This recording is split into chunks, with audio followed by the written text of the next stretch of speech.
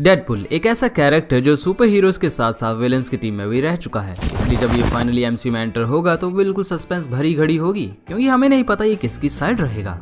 यानी डेडपुल की super heroes और विलेंस दोनों के साथ ही फाइट हो सकती है, जहाँ कुछ तो इसकी बुरी तरह पिटाई कर देंगे, लेकिन कुछ की नाक में ये खुद दम कर देगा। ये किन किन कैरेक्टर्स को हरा सकता है, आज हम ये बात नहीं करेंगे, बल्कि इस वीडियो में हम ये देखेंगे कि एमसीयू के कौन कौन से ऐसे कैरेक्टर्स हैं जो डेडपुल को पूरी तरह मार सकते हैं, यानी पूरी तरह। जहाँ ये 1-on-1 बैटल में अगेंस्ट होगा एमसीयू के सारे पावरफुल कैरेक्टर्स के खिलाफ, चाहे फिर वो विलेंस हो या फिर सुपर हीरोज। लेकिन शुरू करने से पहले बात कर लेते हैं redwolf.in की your friendly neighbourhood super store, जहां तुम्हें तुम्हारे favourite super heroes, TV shows, movies, anime, cartoons, इन सब की ऑफिशियल मर्च और टी शर्ट मिलेंगी, वो भी काफी सही क्वालिटी के साथ। मुझे भी इन्होंने एक स्पेशल पैकेज भेजा है जहां इसमें क्या क्या है, चलो जल्दी से देखते हैं। बट हाँ, आज एक गिव अवे भी है, तो इसलिए कहीं भी वीडियो को छोड़कर मत जाना। तो सबसे पहले आती है कूल आयरन मैन की थीम पर based tee, and then here is our Wolverine. मैं बाद में बताऊंगा इनमें से मुझे कौन सी ज्यादा पसंद आई है, पर यहाँ डेडपुल भी है जिसका डिजाइन काफी फंकी सा है। Here is our Captain America, जहाँ ऐसी टी शर्ट मेरे पास पहले से ही पड़ी है, पर कोई बात नहीं, एक और सही। एंड लास्ट में है अपना स्पाइडी। कुछ बैजेस भी हैं और हाँ स्टिकर्स भी, जहाँ ये काफी सही तरह फोन पर फिट हो गया, और शायद यहाँ एक मग भी था जो ये रहा। यही सब था, बट मुझे जो चीज सबसे ज्यादा पसंद आई है वो है डेडपुल की ये टी शर्ट एंड उसका स्टिकर, क्योंकि ये कलर मेरा फेवरेट है और डिजाइन भी मेरे हिसाब से ही है, हालांकि बाकी भी सही थे। तो इसीलिए अगर तुम्हें भी ऐसी मार्वल की ऑफिशियल टी शर्ट्स और बाकी मर्च बाय करनी हो तो रेड वॉल्फ की वेबसाइट पर जाकर नीचे डिस्क्रिप्शन में दिए लिंक से शॉप करना, या फिर स्क्रीन पर शो हो रहे कोड को भी एंटर करके बाय कर सकते हो, डिस्काउंट मिल जाएगा। अब चलिए बिना टाइम वेस्ट किए आज के इस कमाल के एपिसोड को शुरू करते हैं। सबसे पहले तो हमें डेडपुल की एबिलिटीज को ही देख लेना चाहिए, क्योंकि उनके बगैर आगे बढ़ने का फायदा ही नहीं है। तो super human strength, stamina, reflexes, इस सबके अलावा डेडपुल की दो मेजर पावर्स हैं। एक तो फोर्थ वॉल को ब्रेक करना, and second is his healing factor, जो मूवीज में भी इतना इफेक्टिव है कि वो एक धमाके में पूरी बॉडी उड़ने के बाद भी ठीक हो चुका है। इसलिए मैं लाइव एक्शन में भी इसे अनकिलेबल ही कंसीडर कर रहा हूँ, तभी तो मोस्ट पावरफुल कैरेक्टर्स के खिलाफ इसे रखने का लॉजिक बनेगा। पर फिर भी हम कॉमिक्स की तरह एक्सट्रीम भी नहीं जा सकते, क्योंकि हमें अभी तक पता नहीं है मूवीज में उसकी हीलिंग करने की एक्सटेंट कहाँ तक है। पर मेरे पास यहाँ पर एक जवाब है। लाइव एक्शन में अगर उसकी बॉडी के सेल्स का एक हिस्सा भी बच गया तब वो दोबारा हील कर जाएगा, क्योंकि उसका हीलिंग फैक्टर इसी तरह काम करता है। जब कैंसर उसकी बॉडी के सेल्स को हर सेकंड खत्म कर रहा होता है, तो वहीं हीलिंग फैक्टर उससे भी तेज काम करके उन्हें दोबारा बना देता है। यानी एक सिंगल सेल भी उसकी बॉडी का बच गया तो धीरे धीरे डेडपुल पहले जैसा हो जाएगा।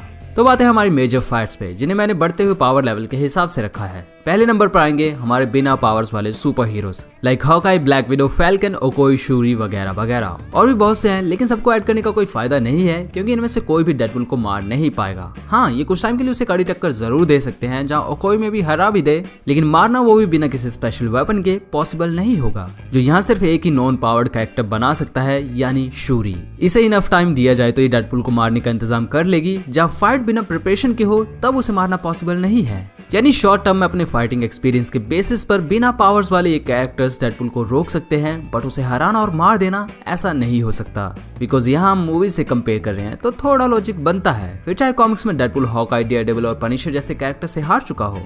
सेकंड नंबर पर आते हैं हमारे एनहांस्ड सुपर ह्यूमंस, यानी कैप्टन अमेरिका, बकी, ब्लैक पैंथर एंड अदर्स। तो यहाँ पर लेवल थोड़ा अप हो जाता है, क्योंकि ये सारे किल करने में माहिर तो हैं ही, लेकिन साथ ही इनके पास डेडपुल के लेवल के अराउंड की स्ट्रेंथ एंड स्टेमिना भी है। उसे पूरी तरह मार तो ये भी नहीं पाएंगे, लेकिन डेडपुल के लिए भी इन्हें खत्म करना बहुत मुश्किल होगा, क्योंकि कैप्टन अमेरिका और बकी के पास सुपर सोल्जर सीरम की एबिलिटीज प्लस उनका फाइटिंग एक्सपीरियंस है, जो बड़े बड़ों के छक्के उड़ा चुका है। और ऊपर से हमें यह भी पता है कि अपने हीलिंग फैक्टर की वजह से डेडपुल बहुत ज्यादा रेकलेस हो जाता है, एंड मूवीज वाले वर्जन का आधा शरीर कटने के बाद वो काफी टाइम बाद हील हुआ था। यानी कैप्टन और बकी अगर उसे काफी जख्मी कर दे तो शॉर्ट टर्म के लिए उसे हरा सकते हैं। बट वहीं अगर ब्लैक पैंथर को देखें तो उसके पास वाइब्रेनियम का आर्मर भी है, जिसे डेडपुल अपने नॉर्मल वेपन से एक्सप्लॉइट नहीं कर पाएगा। मतलब ब्लैक पैंथर चाहे तो कितने भी टाइम के लिए डेडपुल के अगेंस्ट रह सकता है, अगर उसके खाने पीने और 1-2 नंबर जाने का इंतजाम हो जाए, पर मरेगा उससे भी नहीं। थर्ड पर आते हैं हमारे गार्डियंस ऑफ द गैलेक्सी के काफी स्ट्रॉन्ग मेंबर्स, इसे छोड़कर, यानी Gamora, Nebula, Drax, Groot and Rocket. Star Lord को भी रख ही लेते हैं, उसकी इतनी बेइज्जती क्यों करनी। तो यहाँ गमोरा और नेबुला दोनों ही एलियंस हैं, यानी नॉर्मल केस में भी एक इंसान से स्ट्रॉन्ग, जिन्हें थैनोस ने बचपन से ही ट्रेन किया है। जहाँ गमोरा की strength and speed, durability, reflexes and healing factor super soldiers के लेवल के ऊपर का है, जिससे ये दोनों काफी खतरनाक वाली असैसिन्स बन जाती हैं।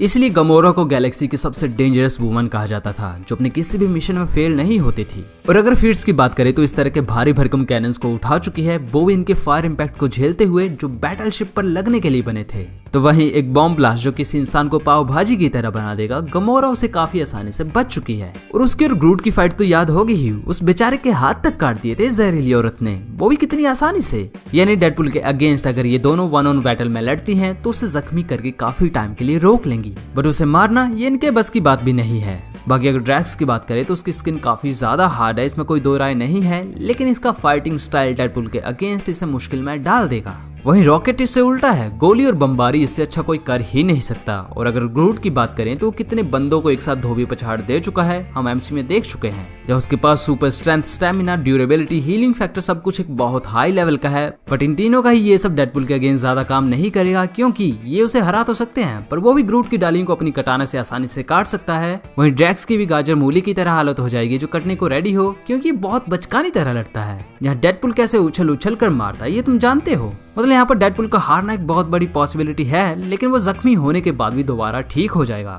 बाकी स्टार लॉर्ड को रहने ही देते हैं क्योंकि वो अपने पप्पा के प्लेनेट पर ही स्ट्रॉन्ग है, उसके अलावा ये ब्लास्टर से फायर करने के अलावा कुछ स्पेशल नहीं कर सकता। और ऊपर से ये है भी एक ह्यूमन, यानी यहाँ पर भी सिर्फ डेडपुल को हराया जा सकता है, बट उसे मारना पॉसिबल नहीं है। 4 नंबर पर आते हैं हमारे एक्चुअल पावर्स वाले सुपर हीरोज, यानी Iron Man, Thor, Vision, Captain Marvel, Doctor Strange, Hulk, Spiderman, Wanda Maximoff, Antman और बाकी और भी हैं जिनके नाम मुझे याद नहीं आ रहे।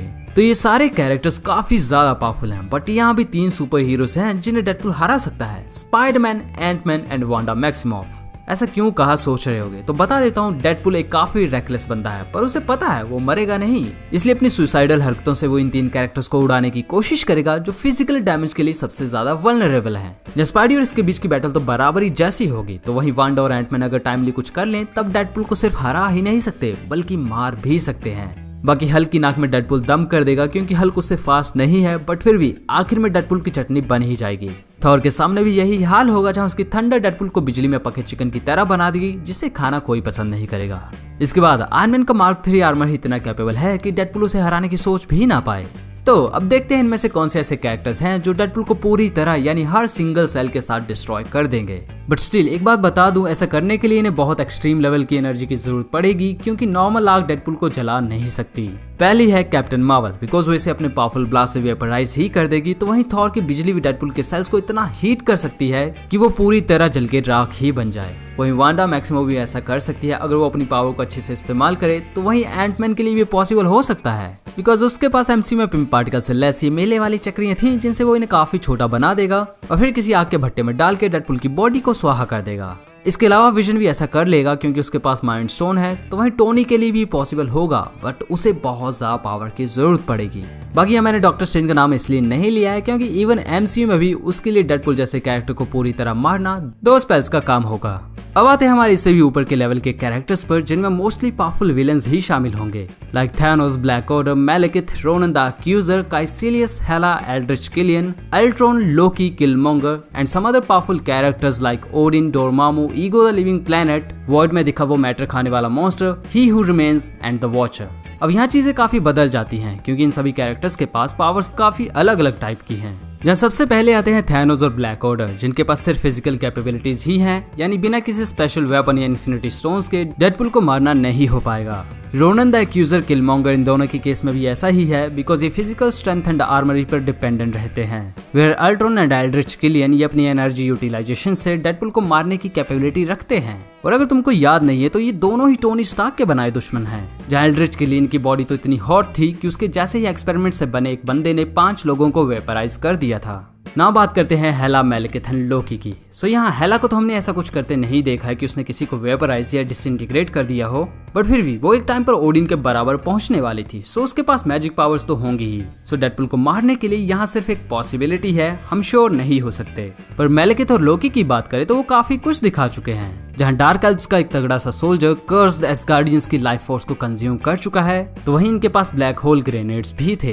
वहीं लोकी भी थोर को सांप, मेंढक बहुत कुछ बना चुका है, हम मूवी में ये सुन चुके हैं। मतलब मैलेकिथ के लिए डेडपुल को पूरी तरह मारना डायरेक्ट अपनी पावर से हो जाएगा, बट लोकी डेडपुल को मैजिक से कुछ छोटी चीज बनाकर एंटमैन की तरह इनडायरेक्टली मार सकता है। now अब आते हैं हमारे आखिरी एमसी में दिखे सबसे पावरफुल कैरेक्टर्स पर, like Odin, Dormammu, Ego the living planet, void में दिखा वो monster, He Who Remains and the Watcher. अब यहाँ मुझे कुछ बताने की जरूरत नहीं है क्योंकि ओडिन बेशक एमसी में डाउनग्रेड हुए हों बट फिर भी वो काफी पावरफुल थे। इसके अलावा ईगो द लिविंग प्लैनेट एक सेलेस्टियल रह चुका है जो वैसे भी पूरे यूनिवर्स के प्लैनेट्स के क्रिएशंस को मारकर टेराफॉर्म करने वाला था। डोरमामू भी लाइफ फोर्स ही खाता है। लोकी सीरीज में दिखा monster matter and he Who remains तो वैसे भी अभी तक के सबसे पावरफुल कैरेक्टर्स की तरह शो किया गया है, जहाँ उसके टीवीए के ऑफिस में इन्फिनिटी स्टोन्स तक काम नहीं करते थे। और अब रही वॉचर की बात, तो बेशक वो अल्ट्रॉन से हारने वाला था बट फिर भी वो डेडपुल को रियलिटी से ही रेज करने की पावर रखता है। नाउ तुम सोच रहे होगे शैंग-ची का कोई भी कैरेक्टर इस वीडियो में क्यों नहीं है, तो उसके लिए बता देता हूँ, अभी तक मैंने मूवी देखी ही नहीं है। अब इस टॉपिक को खत्म करने से पहले रेड वुल्फ की वेबसाइट को चेकआउट जरूर करना और गिव अवे में पार्टिसिपेट करने के लिए इस वीडियो को लाइक करना। टारगेट रख रहा हूँ 20,000 लाइक्स का। और हाँ, रेड वुल्फ के ऑफिशियल इंस्टाग्राम हैंडल को फॉलो करना मत भूलना, ये स्टेप मस्ट है। एंड फिर इसके बाद अपनी इंस्टा आईडी @redwolf.in के साथ कमेंट सेक्शन में पेस्ट कर दें ताकि हम आप तक पहुंच सके। नाउ जाने से पहले व्हाट इफ एपिसोड 9 बहुत डिटेल में ईस्टर एग्स के साथ मैंने एक्सप्लेन करा है, तो उसे यहाँ से देख सकते हो। एंड डॉक्टर स्ट्रेंज ने किन किन मिस्टिकल बीइंग्स को ऑब्जर्व किया था ये यहाँ से पता चल जाएगा। अब मिलते हैं हमारे नेक्स्ट वीडियो में, तब तक के लिए थैंक यू, गुड बाय।